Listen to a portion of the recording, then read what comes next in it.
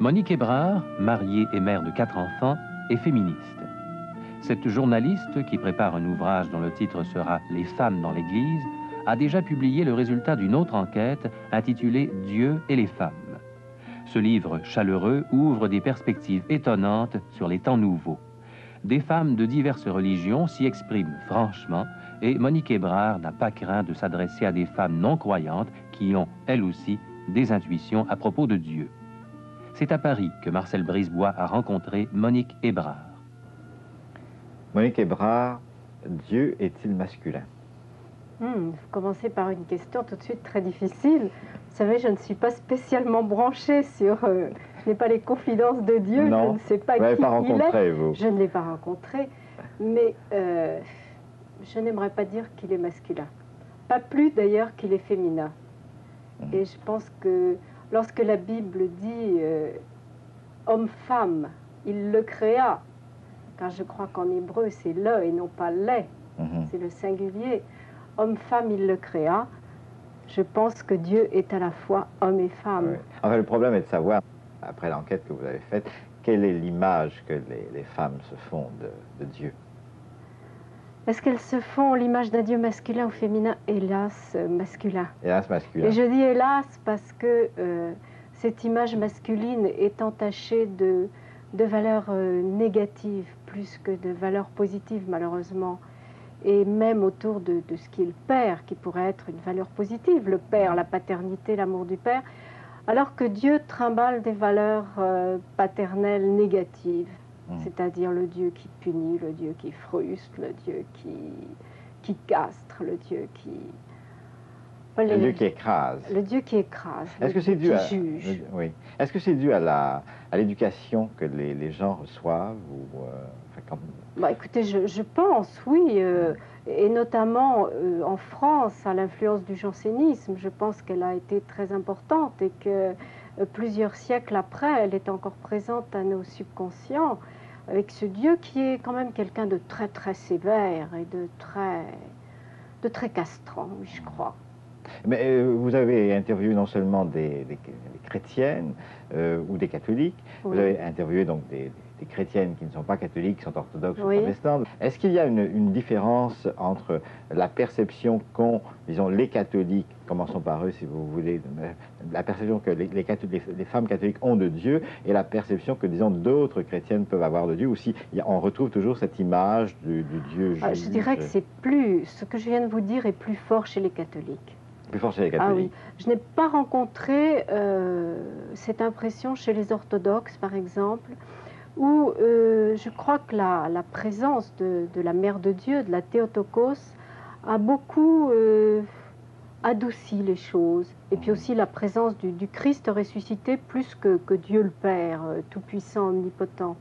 Je crois que je n'ai pas rencontré, moi, de femmes orthodoxes aussi marquées que des femmes catholiques. Dites-moi, Monique Hébrard, il reste quand même qu'actuellement, il y a ce grand courant féministe, cette révolution féministe. Est-ce que dans le courant de cette révolution féministe, les femmes remettent en question cette image de Dieu? Et est-ce qu'en la remettant en question, cette image de Dieu, qu'elles ont pu hériter de l'histoire, des poids sociologiques, etc., en remettant cette image de Dieu en question, elles envoient Dieu par-dessus bord? Si on parle des féministes au sens strict du terme en France et au sens très fort, enfin absolu, des féministes françaises qui sont assez dures, hein, je dirais oui, absolument oui, parce que Dieu est par excellence le père, le mec, l'homme, le macho, et il est responsable, on le rend responsable dans le féminisme de toute l'organisation des religions et des sociétés qui en ont découlé. On le rend donc responsable de l'oppression des femmes. Donc évidemment, au sens absolu du féminisme, c'est impossible d'être à la fois croyante et féministe. Bon, ceci dit, dans la théorie la plus... Oui, la plus stricte. Mais je crois que ces dernières années, on a vu des revirements et on rencontre des femmes qui se disent à la fois féministes et chrétiennes. Parfois, d'ailleurs, ça pose question à leurs consoeurs féministes. Comment tu peux être féministe et chrétienne? Est-ce que c'est possible? Oui. Bon, alors là, c'est la réflexion sur toutes les causes de la misogynie. Est-ce que c'est Dieu qui est misogyne ou... Bon, alors réglons donc d'abord le problème de la misogynie, n'est-ce pas? Est-ce que Dieu, puisque vous m'avez suggéré la question, est-ce que Dieu est misogyne? Écoutez, moi je l'ai cru personnellement. Hein. Pendant une époque, bon, je suis féministe aussi, et j'ai mis un peu d'eau dans mon vin depuis, mais j'ai été féministe en mai 68, presque dans les marges et d'une façon très absolue. Et je me suis dit aussi, Dieu est misogyne. Enfin, j'ai vraiment été tout à fait dans ce courant rejetant Dieu. Hein. Parce que responsable du machisme de la société et de la religion.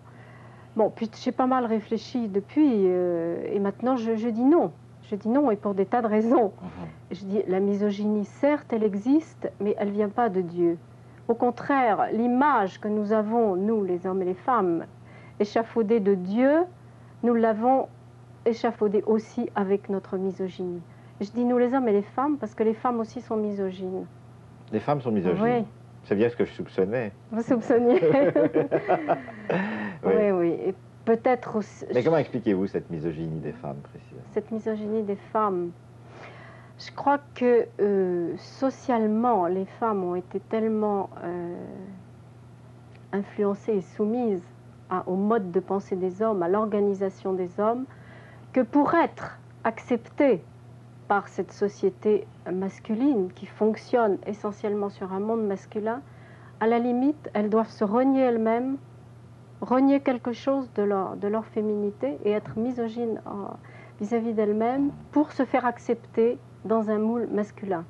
Vous voyez, vous comprenez ce que je veux dire? C'est une condition de promotion, si on peut dire, de valorisation et d'affirmation de soi. Et qui joue d'une façon absolument inconsciente. Bon, et d'ailleurs, on l'a vu, les premières féministes qui ont dû s'opposer aux hommes beaucoup trop violemment, d'ailleurs, mais stratégiquement, c'était peut-être une étape obligatoire. Hein. Elles se sont fait rejeter par les hommes. Bon, et c'était un conflit très très dur sur lequel on revient maintenant un peu. On se dit quand même, il y a moyen de vivre ensemble. Oui. Mais, vous m'avez tendu un peu la perche tout à l'heure en me parlant de votre évolution personnelle. Est-ce que vous pourriez développer un peu comment ça s'est passé pour vous, cette évolution, ce passage d'une perception d'un Dieu qui soit misogyne, qui soit, refoulant, et à une autre conception que je ne connais pas encore et que vous pourriez peut-être m'expliquer? Oui. Bon, c'est une question très personnelle. Oui. Je constate que beaucoup de femmes, enfin, j'ai fait des enquêtes là-dessus récemment, que beaucoup de femmes ont quitté l'Église et ont eu cette idée très négative de Dieu à partir de ce que dans l'Église on dit autour de l'amour et de la morale sexuelle. Bon, je vous dis ça parce que ça a été aussi, moi, un de mes points de rejet. La morale officielle de l'Église, la morale sexuelle officielle de l'Église, enfin celle que parle le pape et par la force des choses les évêques, me semble extrêmement brimante et misogyne. Bon, et les femmes l'acceptent très mal, et moi aussi, c'est un point vraiment sur lequel j'ai à choper. Pour qu'on se comprenne mieux, est-ce que vous pourriez me donner des exemples de cette morale que vous dites brimante et... Bon, par exemple, si vous voulez, l'encyclique Humanae Vitae de 67 ou 68, l'encyclique pilule, comme on dit, me semble prendre les femmes et les hommes aussi, mais d'abord les femmes, parce que c'est tout de même d'abord les femmes que ça touche encore, cette question, d'une façon tellement chosifiante, et en les privant de toute responsabilité, et en leur disant, voilà, il faut faire ça et ça et ça, et en plus ce sont des hommes qui disent ça à des femmes, et à des hommes aussi, mais c'est encore plus intolérable d'avoir l'amour uniquement parlé par des hommes. Ça, je crois que c'est une chose que les femmes supportent très très mal, parce que ces clercs célibataires et âgés n'ont pas du tout la même sensibilité, le même vocabulaire, la même appréhension que nous des choses de l'amour et de la sexualité. Et ils en parlent d'une façon qui est révulsante pour une femme. Enfin, alors je crois qu'il y a, bon, pour répondre à l'origine, si vous voulez, de la propre image que j'avais de Dieu, il y a ça. Et puis je crois, comme tout bon Français bourgeois qui a reçu une éducation catholique, il y a cette éducation qu'on m'a donnée d'un Dieu qui était, je dois dire, pas tellement tendresse, mais d'abord qui vous attendait au coin de la rue pour repérer vraiment tout ce que vous faisiez qui n'était pas conforme. Et puis j'avais une vision aussi d'un Dieu vraiment très très cruel, qui est tellement exigeant, finalement d'un Dieu assez mortel, qui était contre la vie. J'ai l'impression que Dieu était contre la vie. C'est essentiellement ça, au fond, le reproche qu'il était contre la vie. D'ailleurs, on retrouve la même chose dans le discours autour de l'amour et de la sexualité. Hein. Il y avait une espèce d'interdit de vivre, d'empêchement de vivre. Bon, alors, de quoi rejeter le christianisme et Dieu avec perte et fracas.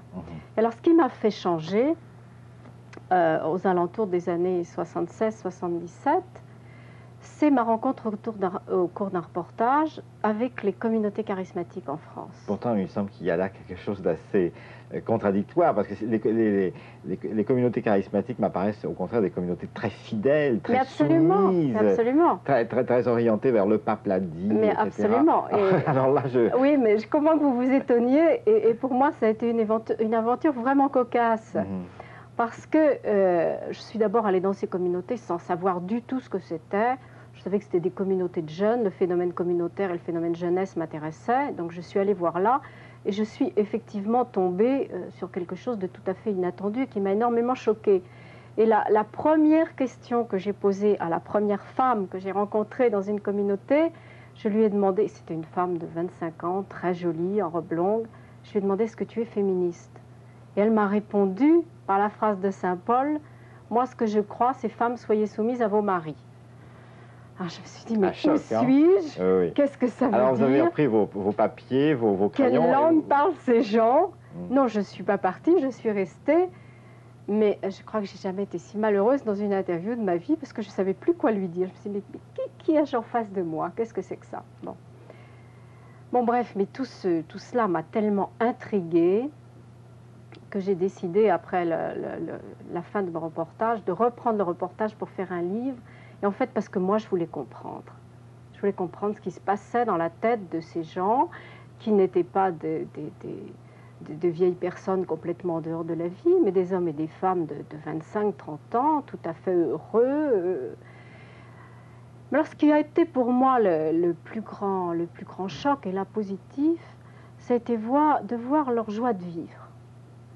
Alors justement, c'était des gens qui croyaient à fond en Dieu et qui aimaient la vie. Et qui étaient libérés. Et qui étaient libérés, et qui étaient heureux, et qui étaient fraternels. Alors pour la première fois, j'avais sous les yeux une vision positive de la foi. Et ça ne confirmait pas à ce moment-là la théorie, disons, freudienne ou marxiste de la religion qui est évasion, qui est opium? Si, un petit peu, bien sûr. Un petit peu, bien sûr. Et, enfin, moi, j'ai longuement réfléchi là-dessus et je n'élimine pas cette question. Hein. Je pense qu'elle reste comme un danger. Hein. Tout le mouvement charismatique est entouré d'un certain nombre de dangers à éviter. C'en est un, là, que vous signalez. Mais n'empêche que, enfin pour moi, ça a été pour moi le chemin de Dieu, hein, ça a été de trouver là un témoignage que Dieu pouvait être autre chose qu'un vilain monsieur. Oui, donc il y avait un retournement chez vous à l'occasion de ce reportage sur les charismatiques. Mais alors maintenant, qui est Dieu pour vous? Alors maintenant, qui est Dieu? Bon, ça c'est un long cheminement qui n'est pas encore terminé, hein, je suppose, mais ça fait donc déjà 6-7 ans de cheminement. Qui est Dieu pour moi? Eh bien, j'ai accepté que ça soit un père. Et non pas une mère? Je dis un père. Je dis un père. Mais un père qui est très maternel. Un père maternel. Très maternel. D'ailleurs, Isaïe en parle comme d'une mère. Mais pour moi, c'est un père qui a la tendresse d'une mère. Même si une mère abandonnait ses enfants, dit Dieu, moi je ne les abandonnerai pas. Je trouve que c'est très beau. Donc pour moi, maintenant, de Dieu est quelqu'un de tendre, en fait. de très très tendre. Et quand je dis un père, ça veut dire que j'ai accepté une relation de filiation, de créature. J'ai accepté d'être une créature de Dieu. Bon, ce qui n'est pas évident et ce qui était tout à fait le contraire de ce que je pensais antérieurement aux alentours de mai 68, la Grande Révolte. Où, comme beaucoup de gens, je disais, l'homme est maître du monde, l'homme ou la femme sont maîtres du monde et sont eux-mêmes des créateurs, et je ne tolérais pas du tout l'idée d'être créée et donc d'être dépendante de quelqu'un. Bon, et c'est ça, si vous voulez, qui a changé. Et quand je dis père, c'est cette acceptation d'une relation d'enfant et de dépendance. mais de dépendance qui, je l'ai découvert aussi peu à peu, n'est pas frustrante, n'est pas porteuse de mort, mais porteuse de vie. À quelles conditions? À quelles conditions? Ben, je crois tout simplement à condition d'accepter d'être enfant et de se comporter en enfant. Et à ce moment-là, est-ce qu'on ne pourrait pas dire justement que la religion, que la relation avec Dieu perpétue un certain esprit infantile, un esprit justement d'homme qui ne devient jamais adulte, maître de lui-même? Non, pas du tout. Non? Non, pas du tout. Parce que moi, je me sens bien plus adulte maintenant que j'accepte d'être enfant. Parce que je crois que c'est avant que j'étais infantile. Je dirais, j'étais pas enfant, j'étais infantile. Parce que cette espèce de revendication de vouloir être le maître du monde, de sa vie, des gens, des choses, bon, bah, c'est complètement absurde. C'est pas comme ça que ça fonctionne. Et enfin, personnellement, hein, c'est qu'un témoignage personnel. Personnellement, moi, j'ai retrouvé une espèce de paix et de stabilité que je sens vraiment d'adulte depuis que j'ai accepté une relation de dépendance. Je dirais c'est tout le contraire. Bon, et puis être enfant et être dépendant du père, ça ne veut pas du tout dire qu'on fait l'économie de prendre ses responsabilités, de prendre des risques, de même prendre des positions qui ne sont pas celles de l'Église, et je ne me prive pas de le faire. Enfin, moi j'aime bien le risque, hein, le goût du risque, ça fait partie de la condition humaine. Mais je ne le vis pas comme avant. Vous ne vivez pas comme une révolte. Voilà, avant je le vivais comme une révolte, maintenant je me dis, je prends mon risque de créature humaine, avec une certaine humilité, parce que je ne suis pas sûre d'être sur la bonne voie. Il y a toujours la marge d'erreur que je vis bien, je crois. Mais on pourrait vous faire l'objection facile, c'est que finalement, en vieillissant, non, passez-moi l'expression, mais une bonne femme, c'est naturellement religieux. Ah, c'est ça que vous alliez dire. Non, je pensais que vous alliez me dire, en vieillissant, il y a toute une part de sagesse et d'acceptation des réalités de la vie, il y a ça aussi. Non, mais regarde, enfin, on le sait très bien, on a tous lu ça dans les ouvrages de sociologie. Une femme, c'est religieux. Une femme, c'est religieux. Oui, mais je pense qu'il y a quelque chose de vrai. Il me semble que... Alors ça, c'est ressorti énormément des interviews que j'ai faites pour Dieu et les femmes. La femme étant plus intérieure, par toute sa physiologie, par tout son être, et plus proche de la vie, parce qu'elle la donne ou elle a la possibilité de la donner, par tout son cycle, enfin par un tas de choses. Il me semble qu'elle est plus proche des choses intérieures et peut-être plus réceptive aux choses religieuses. Donc pour vous, c'est pas... C'est une hypothèse qui n'est pas... C'est pas infamant pour vous quand on dit non, la femme c'est naturellement religieuse. Non, je vois pas pourquoi ça serait infamant. Non, non. C'est une chose au contraire que vous trouvez une composante de la femme et une chose une des composantes qu'elle doit exploiter. Ben, j'aurais trouvé ça infamant il y a 10 ans, c'est vrai, complètement. Mais maintenant, bon, j'ai vu chez mes sœurs, les femmes, soit chrétiennes, soit en recherche, qu'il y avait effectivement cette dimension. Refusée ou acceptée, mais presque toujours, en creusant bien dans une interview, je l'ai découvert. Donc pourquoi pas l'accepter, puisque, puis comme je vous dis, ça peut s'expliquer de plusieurs façons. Vous remettez en question l'éducation religieuse que vous avez reçue. Mais vous-même, vous avez des enfants. Oui, j'ai 4 enfants. Vous leur donnez une éducation religieuse? Lorsqu'ils étaient petits, étant donné que moi j'étais très loin de la religion, elle a été plus que sommaire. Bon, et les plis qu'on a pris lorsque les enfants étaient petits se rattrapent difficilement. Leur donner une éducation religieuse, pas tellement, je dirais. Hein. Ce que je ne leur cache pas, c'est ma foi, ce que je pense, bon, surtout avec les plus grandes. Ce sont 2 filles de 15 ans et de 13 ans. Bon, on a évidemment beaucoup de dialogue et moi, je peux que dire avec elles ce que je pense, que témoigner de ma foi. Bon, pour l'instant, elles sont en rejet toutes les deux et je ne sais pas ce qu'elles en font. Hein. Mais en tout cas, à chaque fois que je leur ai parlé de Dieu, depuis que je leur en parle, moi, je fais très, très attention, justement, à ne pas leur présenter le même Dieu que celui qu'on m'a présenté. Ben justement, quelle éducation religieuse souhaiteriez-vous pour des enfants d'aujourd'hui? Pour les enfants d'aujourd'hui, bah, avec mon dernier, qui a 7 ans, qui est donc venu dans une période où moi, j'avais retrouvé la foi, je me suis beaucoup basée sur l'Évangile et sur la Bible, ce qui peut être étonnant, mais ça passionne les enfants, la Bible. Bon, et je trouve que dans la Bible, il y a des histoires très belles parce que c'est des contes de fées. Bon, l'histoire de Moïse, par exemple, j'ai raconté à mon petit garçon, mais 15 fois, 20 fois. Parce que c'est une histoire fabuleuse. Bon, et en même temps, cette histoire de Moïse, elle peut dire à l'enfant, ou on peut lui glisser, elle peut dire à l'enfant beaucoup de choses sur Dieu. Évidemment qu'on projette suivant ce qu'on ressent soi-même, hein. Mais je suis partie surtout des textes hein, avec mon dernier. Alors donc une formation religieuse, une éducation religieuse très centrée sur la parole de Dieu, Oui. et peut-être beaucoup moins sur l'Église et, disons, les pratiques religieuses. Bon, mon mari et moi, nous allons à la messe. Les enfants trouvent ça superbement ennuyeux. Ils ne nous suivent pas toujours. Et comme je trouve que là où nous allons, c'est effectivement superbement ennuyeux, j'ai du mal à leur dire le contraire. Je ne demande pas l'adresse.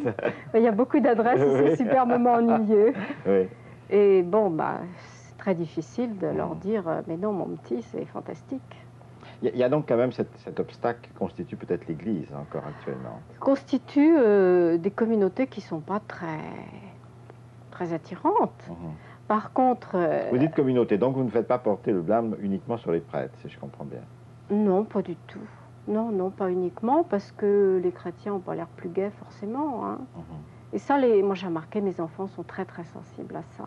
Et j'ai été plusieurs fois après avec eux dans des communautés charismatiques, et là au contraire, ils sont heureux. Parce qu'il y a des gens jeunes, il y a des gens qui rigolent, il y a des gens qui chantent. C'est très important ça pour les jeunes et les enfants. Donc là, ils sont bien.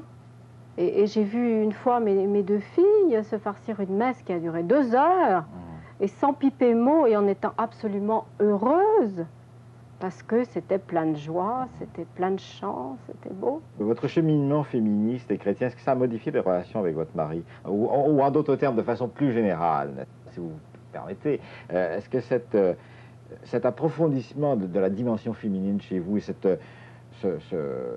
redécouverte d'un certain nombre de valeurs dans votre vie, est-ce que, et chez d'autres femmes, est-ce que cela peut modifier le rapport homme-femme? Oh, bien sûr, oui. Oui, bien sûr. Moi, je me suis mariée d'une façon, bon, en 67, et à une époque où j'étais quand même assez agressive envers les hommes. Et vous êtes mariée quand même? Je me suis mariée quand même, parce oui. Qu'il le fallait, parce que ça donnait une situation sociale, sociale, je crois que j'étais etc. encore prisonnière de ça. Et après, parfois, je me suis dit vraiment, tu avais des belles théories, mais voilà, tu fonctionnais encore... c'est pas facile d'accorder ça. Avec des schémas sociaux. Bon, donc j'ai fini par me marier. J'ai dit à mon mari, je te préviens, moi je garde mon nom, je garde mon métier, je suis indépendante, etc., etc. Et il a dit OK.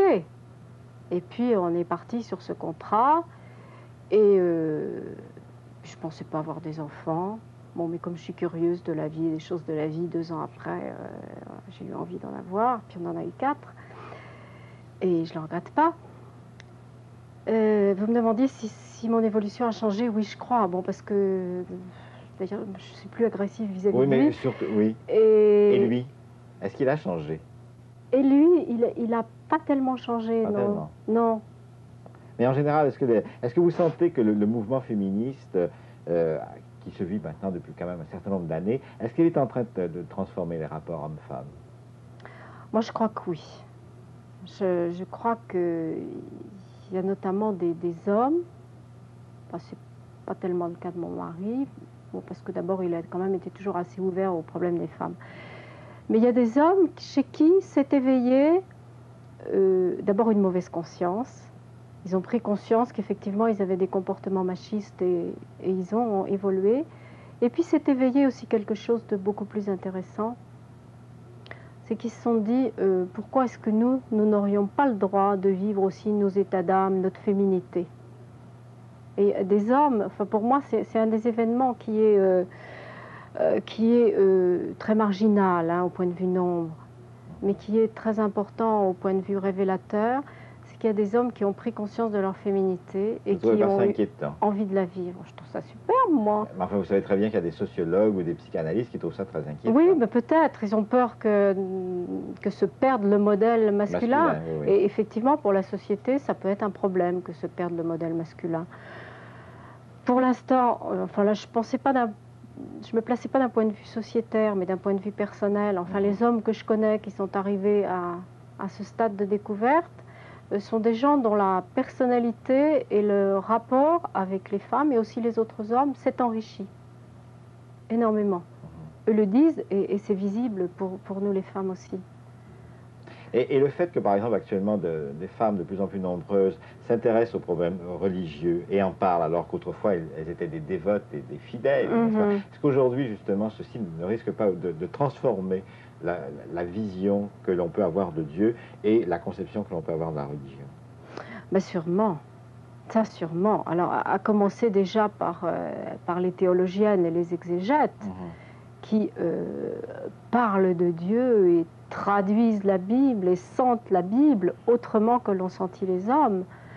Je crois que là aussi, ça amène une autre image de Dieu qui est à qui on rend sa partie féminine. Là aussi, même si on continue à en faire un père. Bon, d'ailleurs, toutes les féministes ne diraient pas père. Hein. Plus diraient père et mère, il ou elle, ou éventuellement elle, tout court.